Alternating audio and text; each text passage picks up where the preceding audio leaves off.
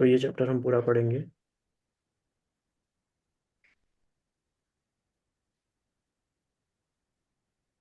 हाँ जी, कैलाश भाई आपसे शुरू करते हैं। जी। तो चैप्टर का नाम है getting wealthy versus staying wealthy.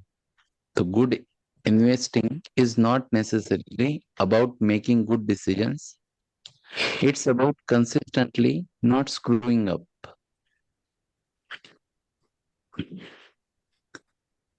There are a millions ways to get wealthy and plenty of books on how to do so. But there is only one way to stay wealthy, some combination of frugality and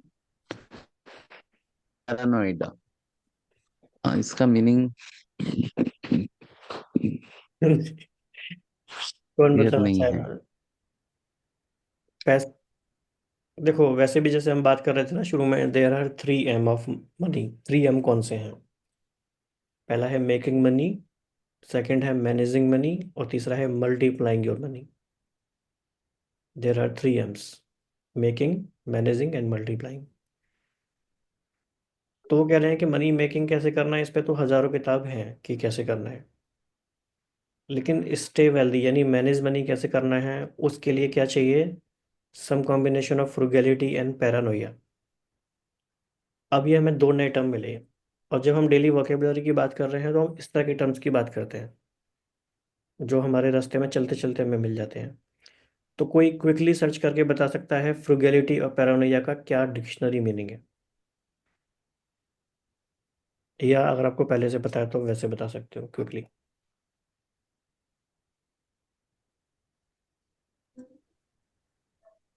कम खर्चा या संयम जो बोलते हैं। फ्रुगैलिटी मतलब कम खर्चे में चलना, मितव्ययी होना। And paranoia? या क्या देखा नहीं देख। Fast fast fast. Paranoia means a feeling of fear and suspicion of other people. दूसरों से भय की और उन पर संदेह करने की प्रवृत्ति। हाँ, थोड़ा डाउटफुल होना चाहिए। कहते कहते नहीं, बड़ा पैरानॉइड है ये तो बहुत कॉमन टर्म है वैसे भी। तो फ्रुगैलिटी एंड पैरानोइया यानी थोड़ा फियर होना चाहिए और थोड़ा मितव्ययी होना चाहिए, तो बंदा वेल्दी रह सकता है। आगे बढ़ते हैं Kailash ji. And that's a topic we don't discuss enough. Let's begin with a quick story about two investors, neither of whom knew the other, but whose path crossed in an interesting way almost a century ago. तो example में है Jesse Jesse Livermore was the greatest stock market trader of his day. Born in 1877, he became a professional trader before most people knew you could do such a thing.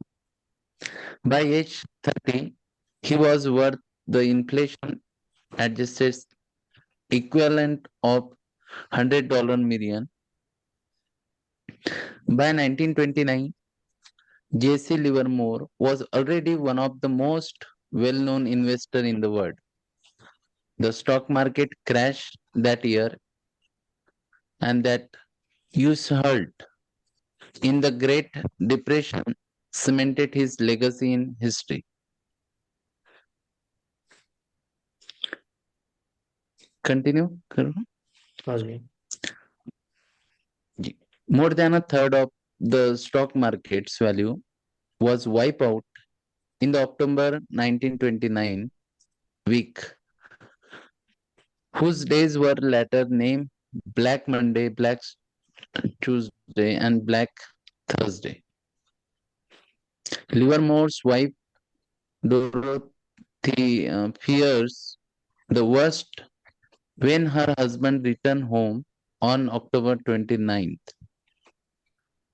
Reports of all speculators committing suicide were spreading across the New York.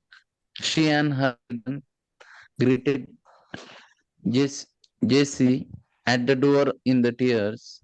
While her mother was so distraught, she hid in another room, screaming. One line में क्या meaning हुआ सारी बात का अभी तक? कोई summarise करना चाहेंगे वन लाइन में?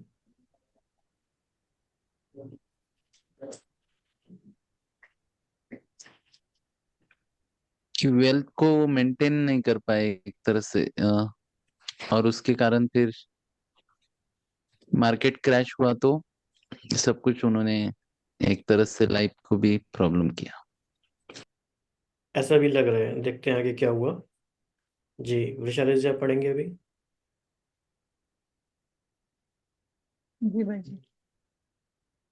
Jesse, according to biographer Tom Rubithorn, stood confused for a few moments before realizing what was happening. He then broke the news to his थोड़ी आवाज family. अभी कम क्लियर आ रही है।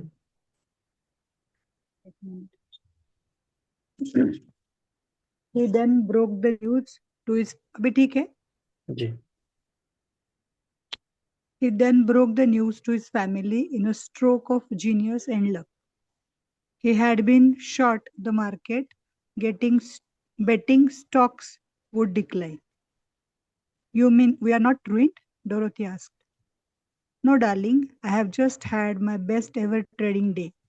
We are fabulously okay rich. Okay, मेरा एक question है अश्विनी भाई से।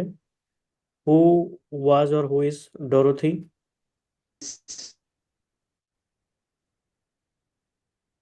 अश्विनी भाई बताइए जल्दी।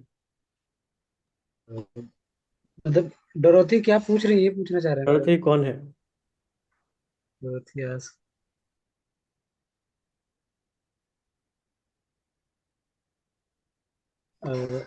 आई थिंक डोरोथी उनकी वाइफ है, और जो बता रहे हैं वो ठीक है, उनसे बात कर रहे जैसे कि बात है, सिंपल, ठीक है। जी वृषाली जी हैं। आगे। No, darling, I have just had my best ever trading day. We are fabulously rich and can do whatever we like, Jess said. Dorothy ran to her mother and told her to be quiet. In one day, Jesse Livermore made the equivalent of more than $3 billion. During one of the worst months in the history of the stock market, he became one of the richest men in the world. As Livermore family celebrated their unfathomable success, another man wandered the streets of New York in desperation. तो जैसा crash base AG होता है वैसा नहीं हुआ, उल्टा हुआ उसका। जी Abraham Germansky was a multimillionaire real estate developer who made a fortune during the roaring 1920s. As the economy boomed, he did not virtually every other successful New Yorker did in the late 1920s, bet heavily on the surging stock market.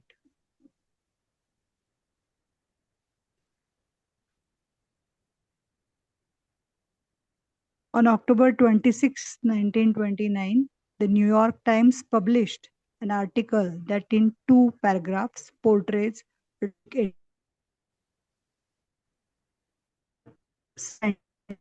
attorney of 225 Broadway was asked yesterday morning by Mrs. Abraham Germansky of Mount Vernon to help find her husband, missing since Thursday morning. Germansky, who is 50 years old and an East Side real estate operator, was said by Sandler to have invested heavily in stocks.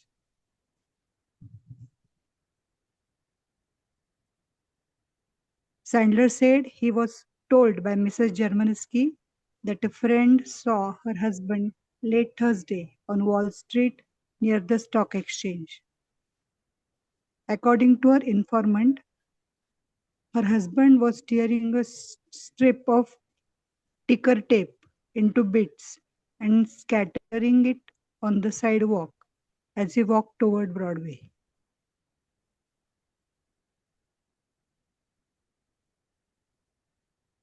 And that, as far as we know, was the end of Abraham Germansky.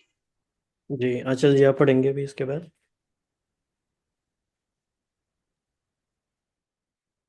Here we have a contrast. The October 1929 crash made Jesse Livermore one of the richest men in the world. It ruined Abraham Germansky, perhaps taking his life.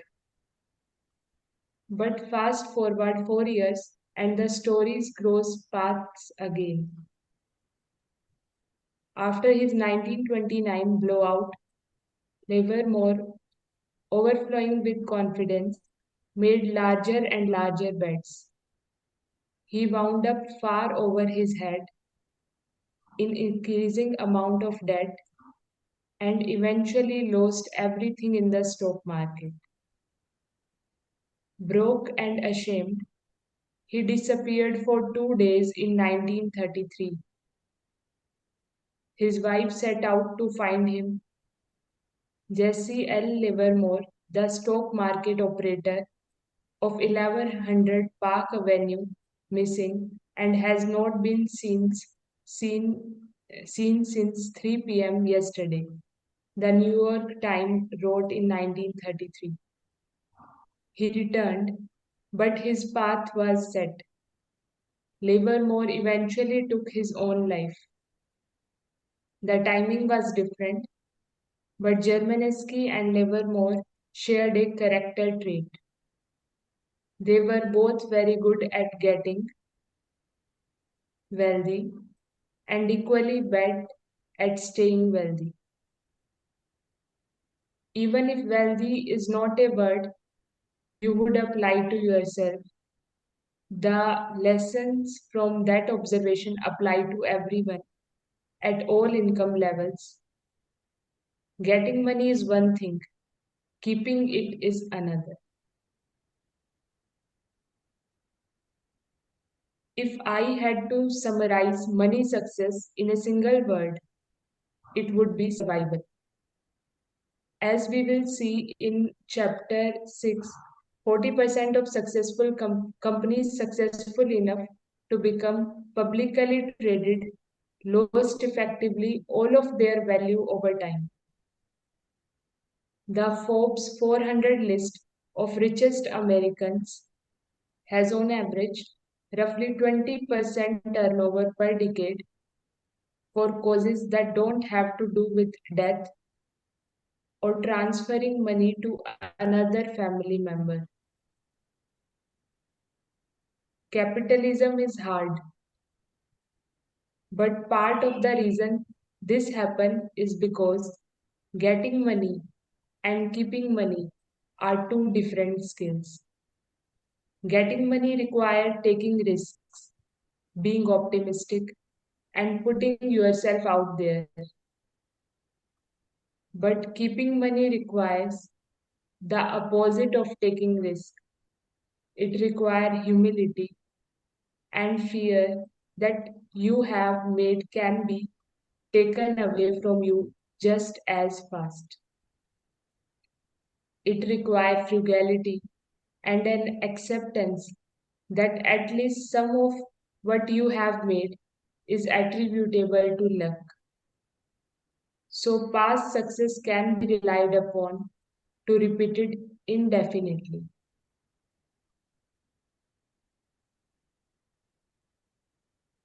Michael Moritz, the billionaire head of Sequoia Capital, was asked by Charlie Rose why Sequoia was so successful.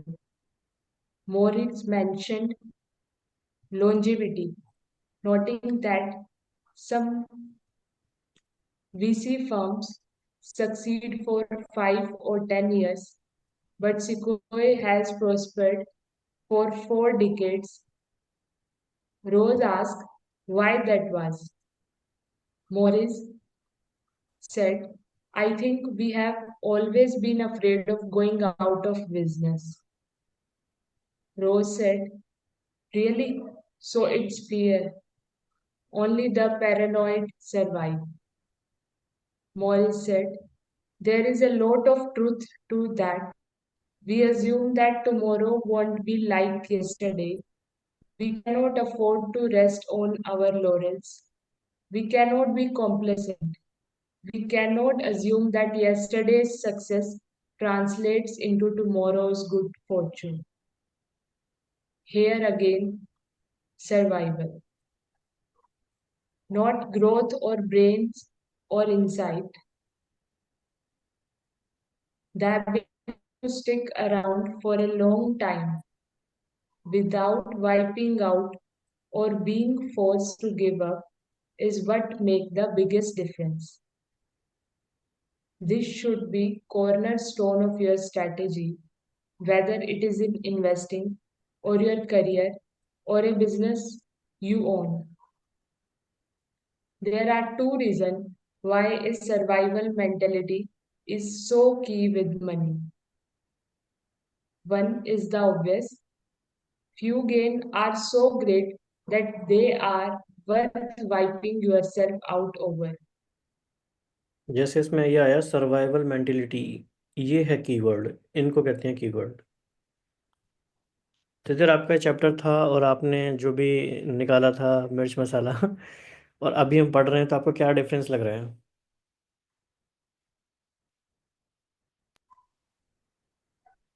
जो ने summary करी हम्म। Difference है इसमें। कुछ चीजें गहराई से समझने की भी है, तो गहराई से समझने की बात चल रही है। तो ये मुझे बहुत अच्छा लगा कि डिफरेंस कहाँ है।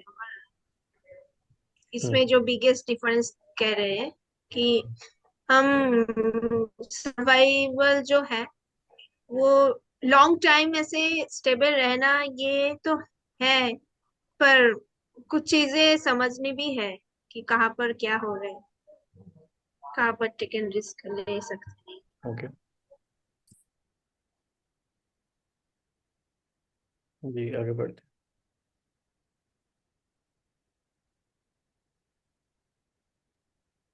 मैं रीड करूं या कोई और रीड हैं। करे? आप कर सकते हो।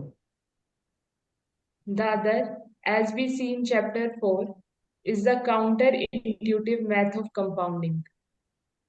Compounding only works if you can give an asset years and years to grow. It's like planting oak trees. A year of growth will never show such progress.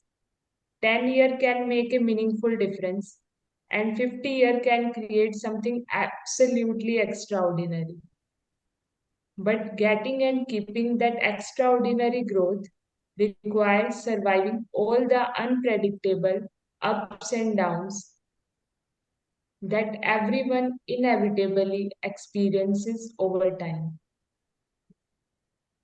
We can spend years trying to figure out how Buffett achieved his investment returns, how he found the best companies, the cheapest stock, the best manager.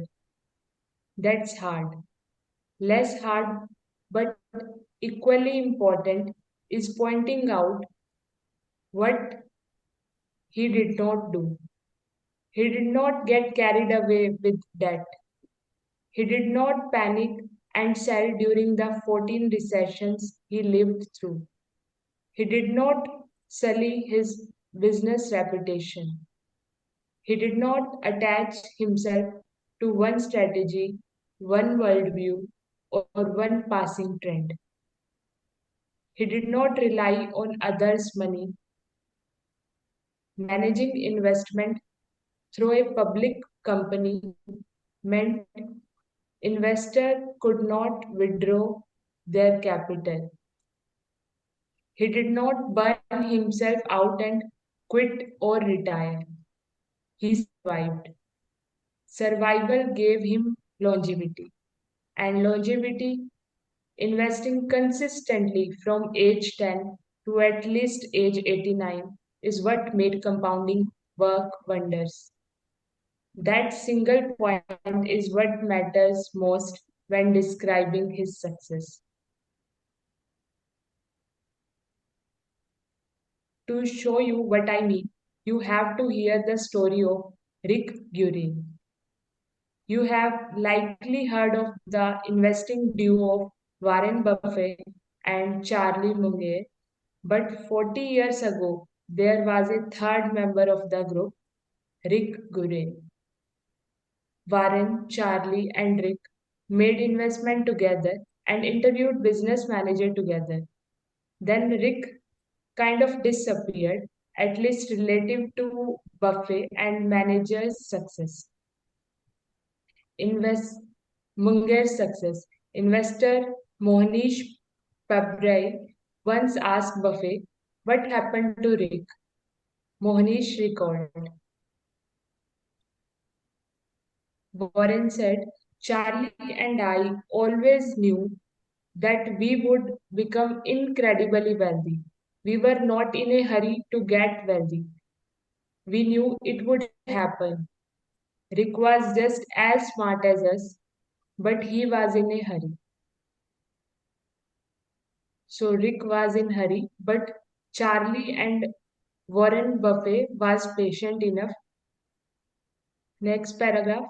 What happened was that in the 1973-74 downturn, Rick was levered with margin loans, and the stock market went down almost 70% in those 2 years. So he got margin calls.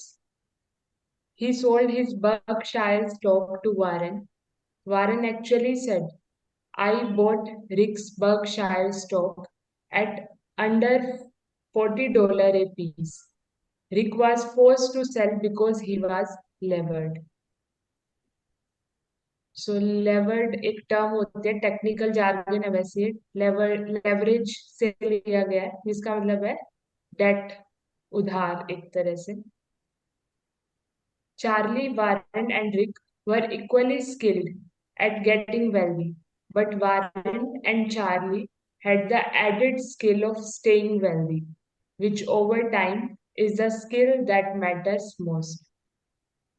तो 3 लोगों की बात हो रही है, Charlie, वारन और रिक, जिसमें से रिक ने अपने स्टॉक्स बेच दिए थे और चार्ली वॉरेन ने रखे थे. तो इसमें यही ऑथर बता रहे हैं कि चार्ली और वारन में क्या एक्स्ट्रा स्किल था जिसकी वजह से वो वेल्दी रह पाए, जिसकी वजह से वो ओवर टाइम अपने वेल्थ को ग्रो कर पाए. Nassim Taleb put in this way, having an edge and surviving are two different things. The first requires the second.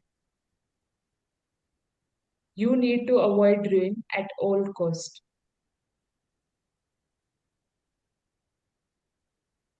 Applying the survival mindset. 2, 3.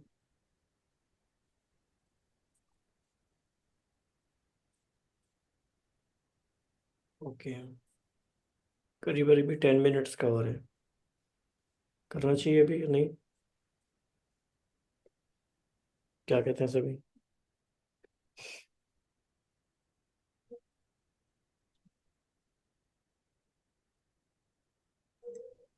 मुझे एक चीज और बहुत पसंद आई, जितने हम्म भी हम ये सब बुक्स पढ़ रहे हैं, तो जो ऑथर है, जो राइटर है, वो कितने आसान तरीकों से अपने लाइफ में जितने भी लोगों को देखा, कितना साइलेंट ऑब्जर्वर निकले, और जैसे भी वो लोग क्या क्या डिसीजन ले रहे, और वो सब कुछ एक ऑथर ऑब्जर्व करके जो अपने शब्दों में लिख रहे हैं और हमें ये ज्ञान मिल रहा है, ये भी एक पॉइंट है, स्किल है उनका, और ये हमें समझ आया.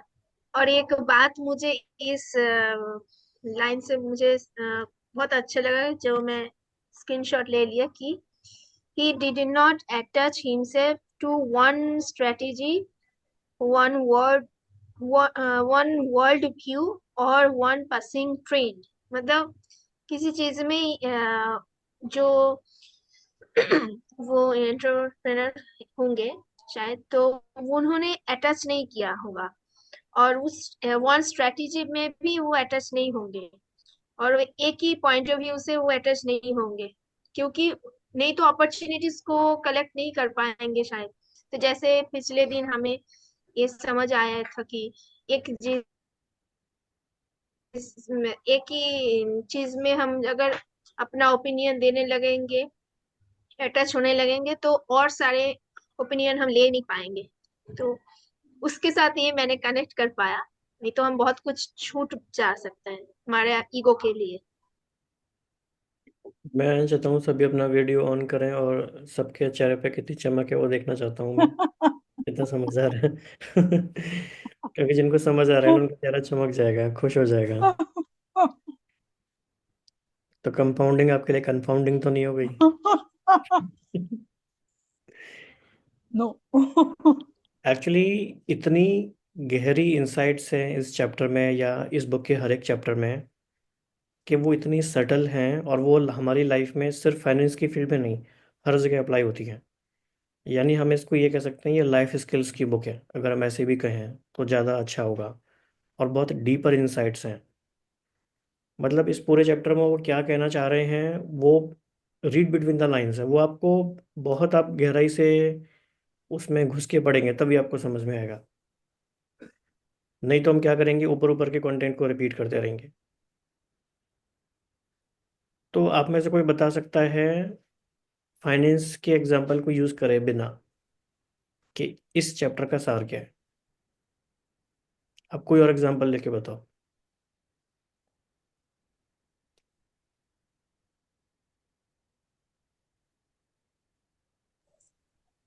संयम जो है हमारा मेन कोर, स्पिरिचुअलिटी में भी बोलते हैं कि अपने आप में सेल्फ कंट्रोल लाना है।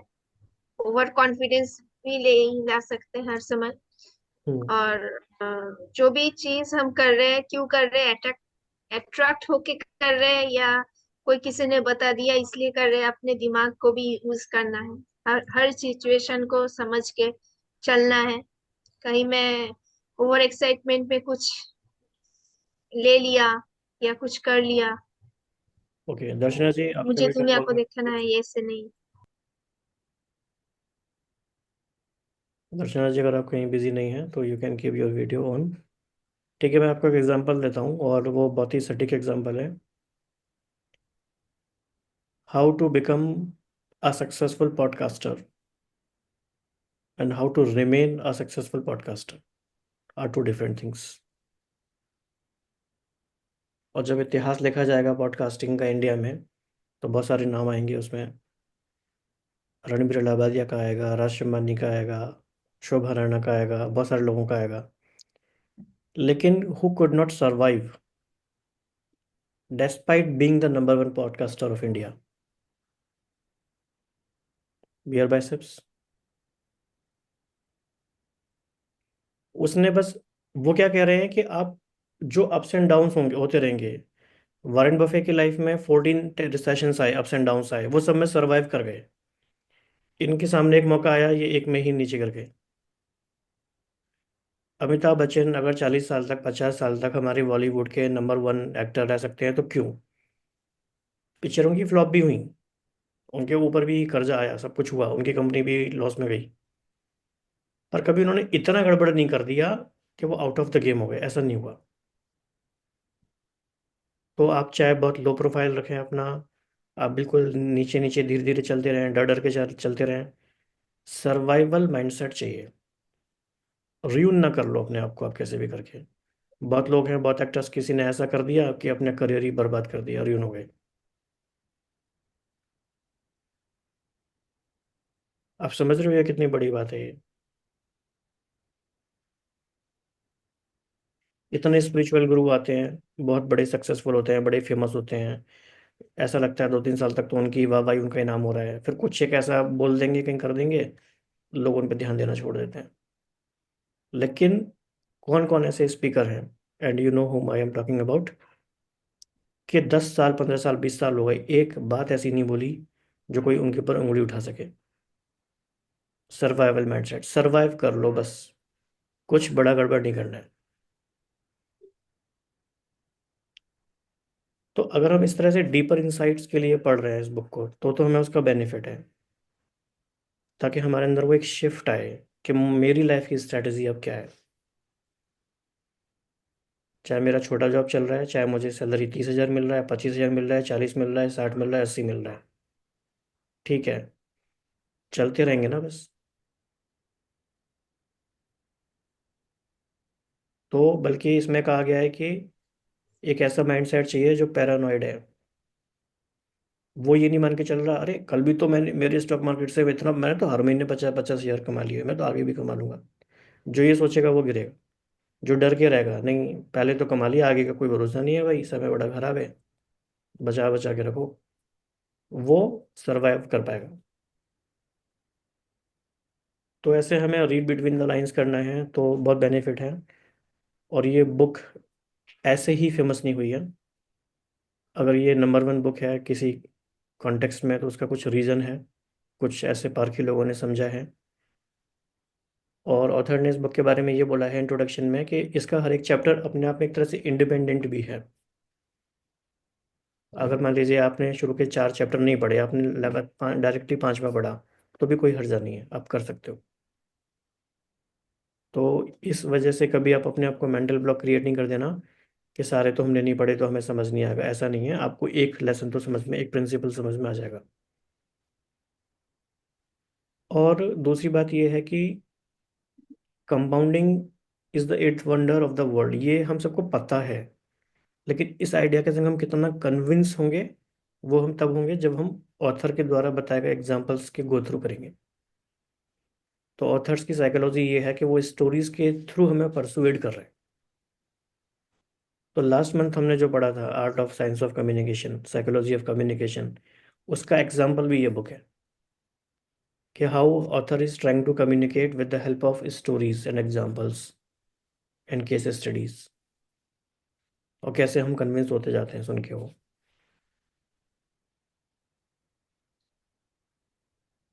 ठीक है, तो सभी समझ पा रहे हैं, मतलब are we able to appreciate the kind of wisdom this book is providing to us,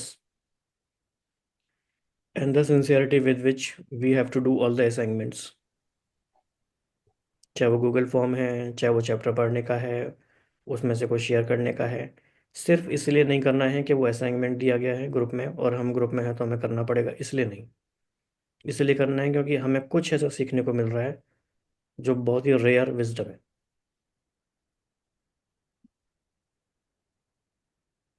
मन बहुत कहानी बनाएगा, मन कहेगा ये समझ में नहीं आ रहा, या इसकी इंग्लिश ऐसी है, ये है वो है, कोई नहीं, जो आ रहा है सरवाइव कर जाओ। तो ग्रुप कोचिंग में भी सक्सेस का ये फॉर्मूला है। बहुत लोग आते हैं, 3 महीने में आएंगे और बड़े ही हीरो नंबर वन भी बन जाएंगे, लेकिन वो आज है नहीं। लेकिन जिसका सर्वाइवल माइंडसेट है, ठीक है नहीं आ रहा है करते रहेंगे, जैसे वैशाली जी है, भाई ठीक है जो है, ना हीरो नंबर वन बन गए, ना हम नीचे जा रहे हैं, हम बीच में हैं, पर हम चलते रहेंगे करते रहेंगे। तो ऐसे लोग जाके आगे लंबे खिलाड़ी बनते हैं। तो ये सर्वाइवल माइंडसेट चाहिए, मेंटेलिटी चाहिए। तो बहुत डीप इंसाइट्स हैं चैट जीपीटी के संग, और आप इन डेप्थ बात करते रहो। सिर्फ ऐसे ऐसे बात नहीं करनी है कि समरी दे दो, ये दे दो, वो दे दो, थोड़ी डीप बातें करो। What are the deeper life lessons for me, how can I apply in all other areas of my life,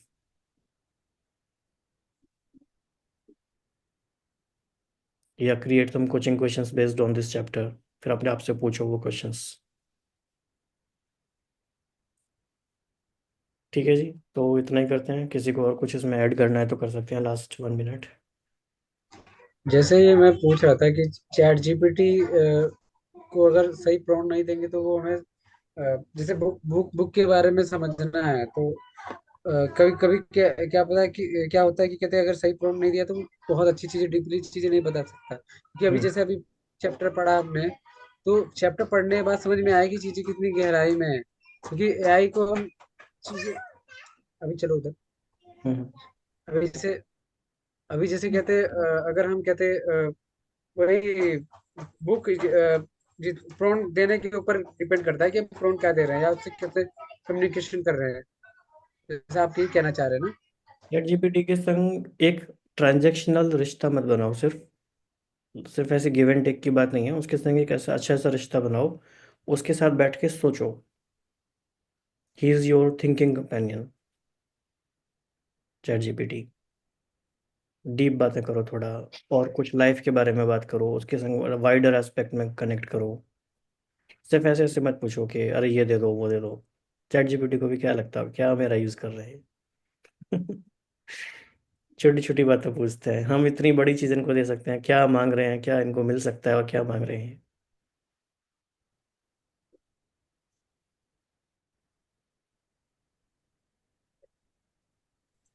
मैंने उस दिन चैट जीटीपी से थोड़ा बात की। जैसे हम्म। यूट्यूब में होता है ना, बनाते हैं वीडियो बनाते हैं न्यूज के ऊपर, बहुत चीज होते हैं। तो मैंने एक यूट्यूबर का नाम लेके बोला, इनके तरीके से, इनके टेक्निक, इनके बोलने के तरीके से मुझे आप एक स्क्रिप्ट लिख के दो और एआई के ऊपर। वो इतना सुंदर लिख के दिया और बोला कि इस यूट्यूबर के तरीके से आपको ये प्रेजेंट कर दे। बहुत सुंदर थी। जी परफेक्ट।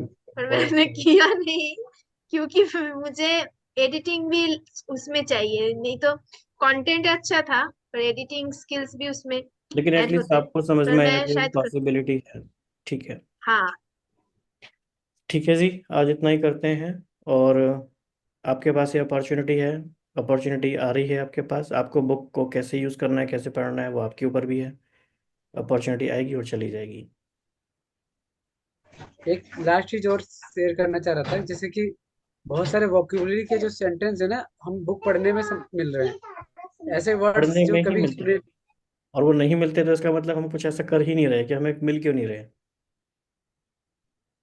घर से बाहर निकलेंगे तो नए नए लोग मिलेंगे ना, तो घर से बाहर निकलना है।